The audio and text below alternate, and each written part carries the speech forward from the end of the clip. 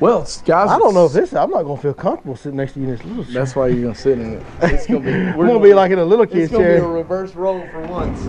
This is going to be a little weird. No, have a seat here, little buddy. Huh? Let's have a little buddy.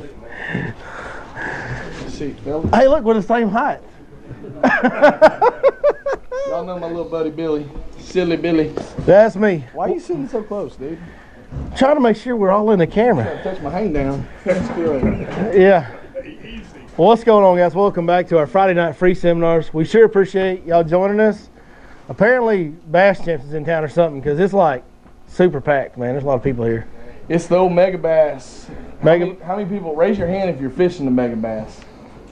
Almost all of them. Holy cow. Good luck to everybody. I hope when you is it what's the first place on the hourly deal? $15,000 per hour. Per hour. Jack.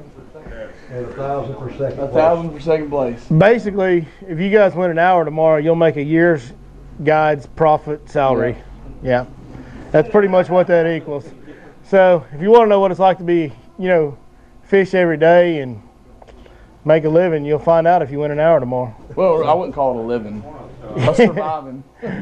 Barely. My wife got a raise. She called me today. Oh, man, come on. That's what I'm talking about, Jack. But a bad day of fishing is better than a good day at work. Well, see, here's the deal. A bad day of fishing is a bad day at work. Well, for y'all. Yeah. That's for y'all. That's it. That's right. Or like a broken trolling motor or something like that. Anybody out there that might be watching on the interwebs doesn't know, this is my buddy Ronnie Kelly. Captain Ron's what we call him. He's a good man. Find information. He's a good man. He's a good-looking man. Okay. He's completely full of it. That's what my buddy's wife say, at least. But Captain's been around Lake Fork for a long time now. He had a guide business years ago, and he left and did some regular jobs for a little while. Now he's back. That was horrible. And, man, we're sure glad to have him back because we're having just a blast doing what we do. It's me and Ronnie been buddies the whole time that he wasn't fishing for a couple of years there. And it's a lot of fun to have my buddy back here because we get after each other pretty much on a daily basis. Yeah. The old text messages and, it's basically a competition every day. It's fun to have somebody to talk to on the way to the lake every morning. Yeah. Oh, yeah. All my other buddies, they get up at normal hours, so I text them like, anybody up? We are now. Yeah. So we're just going to kind of do a little bit of a open forum tonight on Q&A current conditions. I know all you guys fishing tournament probably want help for right now, so that's what we're going to try and give you guys. Lake conditions are this. It's March 15th today. It'll be 16th tomorrow. By now, normally, you would have had almost a month worth of spawning activity on Lake Fork. I've seen fish spawn on Valentine's Day many times on Lake Fork, and I know you have too. I think last year the first one that I visibly saw on a bed and caught it was February 18th, if I remember. That may have been the year before, but that's kind of the normal routine. By the time we get to mid-March, it's like kind of bed fishing and spawning activity all over the lake. It's not really the case this year. Now, there is some spawning activity starting to occur, but I definitely wouldn't say all over the lake that they're really spawning yet. No, not at all. And so in talking about that, generally by this time, your real flat and northern areas on the lake have started to get, up into the 60s, not trying to get to 60. And so, these cold nights, we had 2 nights at 21 in the morning and 1 night at 19. In the last week or so, yeah.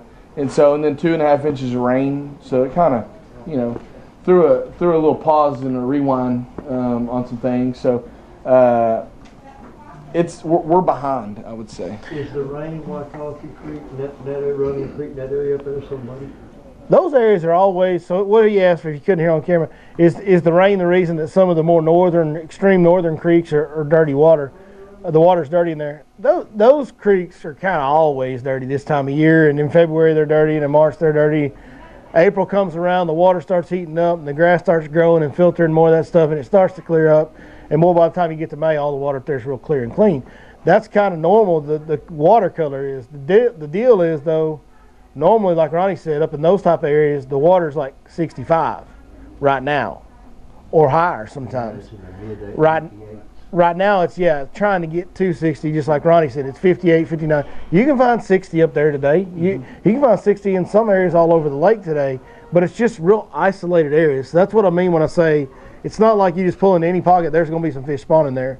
That's normally the case this time of year, but it's not right now. So what do you have to do to catch those fish?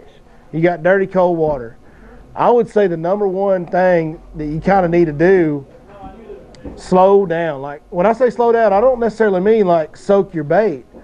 I mean slow down, as in don't move your boat a lot. Get in an area where you find that good water temperature. If there's 60-degree water in the back of a pocket, guys, there's probably some fish starting to spawn. And so you got to just be real thorough and methodical. You know, I know black and blue Senko is a great bait to use right now, wacky rig, Texas rig, weightless, however you want to use it. But just the big deal is just being real slow and fishing an area real thorough. One thing you got to think about, guys, this is the one time of year that a bass is stuck to a location. Like, he's not moving. So if he's not moving, you probably shouldn't be moving. Does that make sense? You know what I'm saying? Like normally throughout the year, the bass might chase a shad over here or move over here. He could be in this part of the pocket right now and in that part of the pocket 5 minutes from now. Right now, he's going to be right there, and he's not going anywhere. That means you got to really pick that apart to get him to bite sometimes. And sometimes it may be a lipless crankbait or a square bill or a spinner bait or whatever, and you may be chunking and winding, but you may be chunking and winding in the same stretch many, many times to get a bite. What do you think? Yeah. What I'm looking for northern areas on the lake. You know, you mentioned Coffee, Running, Birch Creek, all these creeks on the west arm of the lake. Some of the other creeks that are really, really long, that have big flats in the back. I want a channel. You know, if I'm in a creek on Lake Fork and there's not a good channel, it's just real flat in the middle. It means it's probably silted in. So I'm not going to have a real good hard bottom. I'm not going to have a real good spawning area. I need one of two things. I either need grass or I need wood. And grass, when I say grass, I can have reeds. I can have hydrilla. I would love to have hydrilla. I found some hydrilla. There is some hydrilla, yeah. Coontail, gator grass, pondweed, pad stems. Yeah, pad stems can be a thing. Pad stems are big. So pad stems and reeds are going to be really key on a hard bottom. You know, I want to see a ditch or a drain. And again, I want to be up north, and I want to find an area that's going to warm up. I'm going to chase a squirrel for a little while, as you like to say, right? Yeah, chase it. So, I don't even know what they are. I love squirrels. He's like, squirrels? In fact, squirrels. Let me tell you something about squirrels. No, I'm just kidding. Yeah. So, those little, like, green patches of, like, little pencil reed thing, look, you know, they're about this tall, maybe this tall at the most, and they're just a little green circle patch. They're all over Lake Fork in certain areas. He's talking about like they look like little plants when if you like got a kidney stone and somebody sends you a plant, it's like a little green. Yeah, it's just a little deal like this, and the deal is this. Kind of like a chia pet type of deal. I don't know what they're called. Do you know? Wait a minute. I do know what they're called. They're called spawning grass, because those areas that have a bunch of those, there's always a bunch of fish spawning in those areas. Like a hard bottom. If you're going through a pocket and you see like a whole bunch of those little green circular patches of that little grass that we're talking about, looks like little pencil reeds or whatever. If there's like an overabundance of those in the back of a pocket, they spawn right there. Yes. Every single time. I actually told my guys the same thing. I said, man, in my experience on Lake Fork, I've seen some of the biggest bass I've ever seen spawning on those pencil reeds. They do, man. They love them. And then we got just the plain cattails. And you'll see those up in the north end of Running Creek. You know where the roadbed comes across when you're going to Running Creek? That little pocket to the left with the pond in the back? They're all over there. I broke off one over there yesterday. You'll see those things everywhere, and those are going to be really good. What kind of bait would you suggest in that dirty water? In the dirty water, so there's a couple things I'm going to throw. So for me, I'm going to talk about for me right this second. For me, a black and blue Senko. I caught them today. I caught them on a black and blue Senko. I caught them on a beaver, a sweet beaver. Actually, it was a pit boss. Black and blue pit boss, punching gnat, the gator grass. Black and blue jig with a crawl trailer like Billy. I didn't catch them on one. So he's talking about a black and blue beaver. I'm throwing a black and blue finesse jig with the mini beaver on it. Yeah. It's basically the same thing. So caught them on one other thing today, though. You don't want to tell? They a bunch of whole buzzards out here too, man. Hey, Billy. Go on and tell him. The facts, and we're honest here. You're amongst. Oh, he's being honest. He's telling you that he honestly doesn't want to tell you. I'm honest. 2005 or 2006, I fished with a dude from Henderson, Texas, in tournaments named Terry Bradbury, and we fished our first tournament together at Lake Tyler, and we did real good. And Terry caught an 8-something, and the guys come up. When you're after the tournament, you're all just sitting around visiting or whatever. Guys come up and like, man, how'd y'all catch them? And I'm like, oh, red trap. And Terry goes, no, we didn't either, boy. And I was like, oh my God. I turned around, like, I know this dude, but I don't know this dude. I met this dude at Walmart, and which in Henderson, that could turn into a marriage. But anyways, that's where we went and picked up girls back in the Gap. Dude, we did. Me and my buddy would pull up and watch Bill dance until some girls walked by and then chase him, and then when they said no, we'd go watch Bill dance. But anyways, that's squirrel. There went that squirrel. So we're sitting there, and the dude goes, no, we didn't, boy. And I'm like, oh, what? Ronnie, don't lie to that man. No, we didn't, sir. We didn't catch him on no damn rattle trap. And I'm like, oh, no. He said, Ronnie, come here, boy. And he pulled me aside. He goes, hey, don't lie to the man. Somebody asks you what you caught him on, you don't want to tell them, just tell them. I don't want to tell you what I caught him on. Don't lie to the man. The Lord don't like it lying. We might not catch no more fish. And I'm like, oh, no, Terry, you don't understand how tournament fishing works, dude. We're supposed to lie. But no. Hey, so we've talked about this in some of these seminars before and on video before. Tank's fishing me. He's like, dude, this guy. Yeah. It doesn't stop, does it? It starts at 5 in the morning. No.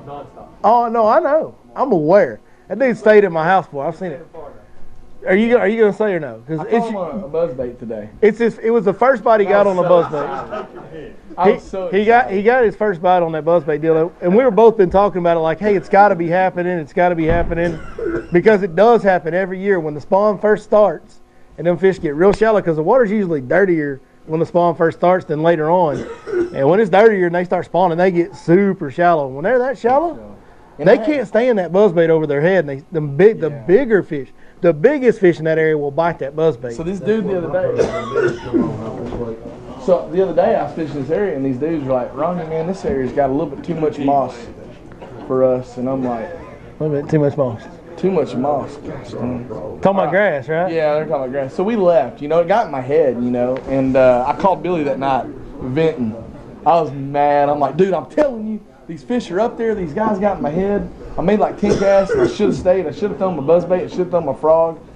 And so I went back today. And, man, my 5th cast, about a 6-pounder came up. I saw her come out of the grass, turn on her side, and grab it.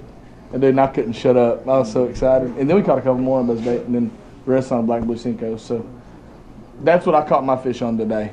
All in a flat with a creek. Caught a lot of fish in the creek today on a Cinco. A couple on a square bill, or one on a square bill. Yeah. Black Blue Cinco was the winner in my boat today as well. Wacky rigged. Yeah. Fishing it just real slow, methodical, just like I was talking about, just picking apart. We were fishing some flooded willows and stuff, and I was 60-degree water, thinking, okay, there's probably some fish spawning in them willows, and we were just fishing the edges and up into those willows where it would open up a little bit with that Black and Blue Cinco, real thorough and methodical. Now, throughout the week though, and I'm not saying that something else won't be better tomorrow. So one thing that I talked about on my live stream that I did on the top 5 baits, I do top 5 baits, my top 5 bait suggestions every week live on my YouTube channel on Thursday evenings. One thing I talked about how is I really couldn't limit it to 5 baits last night, because I'm really having to be open-minded and fish really hard and be thorough with a lot of different baits right now. Like some days it might be the lipless crankbait, and I've been throwing a lot of that Tiger Truce color out here in that dirty water, that orange and chartreuse from 6 Cents Fishing. By the way, if you need to order anything, 6centsfishing.com, punch in the code your Lake Fork Guide, get a 10% discount. If you guys, anything y'all want to order from them, you get a 10% discount if you just punch in the discount code your Lake Fork Guide on the checkout screen. If you just go to his boat, you get a 5-finger discount. That's what I do. Dude, my boat's sitting out there, and I'm already paranoid about this. I'm kind of a paranoid guy anyway. He gonna say that while my boat's sitting out there, so it spins me out. I know what he's doing. Yeah. He said, "I'll be back." I think I got diarrhea. Mike's giving 20%. 20%. That's what he said a while ago. He's hustling you. I'm another Kelly, I don't know if you can believe anything. Oh, man, I'll tell you what. I don't know who to believe anymore. I'm hanging with 2 people like you. But it also be like a square bill. Like Ronnie said, we caught some big fish on square bill this week. 6 Cents is making that Tiger Truce in a square bill now, which is bad sucker for me. I love it. chatterbait still getting bites, jerk bait, you know, like have all those typical pre-spawn to early spawn baits tied on. And if you get an area and you see some bait moving around, you see some fish chasing a little bit, and it's 60 degrees and it's got some, maybe there's some spawning grass, little plants back there, boys, just calm, settle down, stay there, fish it hard with a little bit of everything till you get a couple bites. And usually once you get a bite, you can repeat that bite. So It's your wife, isn't it? It is his wife. oh boy, he had to leave. I know. He said, you take notes, I gotta go talk to my wife. Yeah, no. You take notes, I gotta go talk to my wife. Tell your lover to shut and turn it off. Yeah. Yes, sir. You got a question? Black and blue Cinco wacky, are you putting a nail in it or just? Sometimes I am. Like I was fishing a spot today, it's like 7-8 foot of water, you know, and I was throwing, and then with the wind. And then if there's a lot of grass, so if there's a lot of grass, I was in an area that was like almost matted up. I Texas rigged it and put like a 16th ounce Nico weight in the butt. That way it'd slide into the holes of the grass, you know. Yep. Yeah, putting a nail weight's a big deal if you're fishing real thick grass. You know, I don't fish any kind of wacky reel. Like for those of y'all don't know, Lake Welsh is a power plant lake over here. It's got just tons of grass everywhere. If I'm wacky rigging on Lake Welsh, I don't care whether it's a Cinco, wacky worm, whatever, like trick worm, it's got to have a weight in it, because if that grass is thick, you got to get down in that grass, and having that thing fall down is a big deal when you're fishing that heavy grass. So another bait that's catching a lot of good unders for me is a Nico rig. Is everybody familiar with a Nico rig? No. So the way, what are you doing, bro? Why are you doing me like that? Why are you doing me like that, Billy? You tell everybody. No, it's like right here. no, it's a wacky worm. It's just a wacky worm with a nail weight in the It's not a head. wacky worm, and he don't throw it on the daggum spinning pole because he's not sensitive. I don't throw nothing on a spinning pole. You got to have a sensitive side to catch those finicky fish. And I've been. Do you boat flip biggins on a spinning rod? Sometimes. No, you don't. Come on. So a Nico rig is a trick worm that you put. Where you got y'all done? You said Nico rig, we're losing people. That's true, dog. Look, he's Dang it. Uh-oh, look. I hope y'all see that.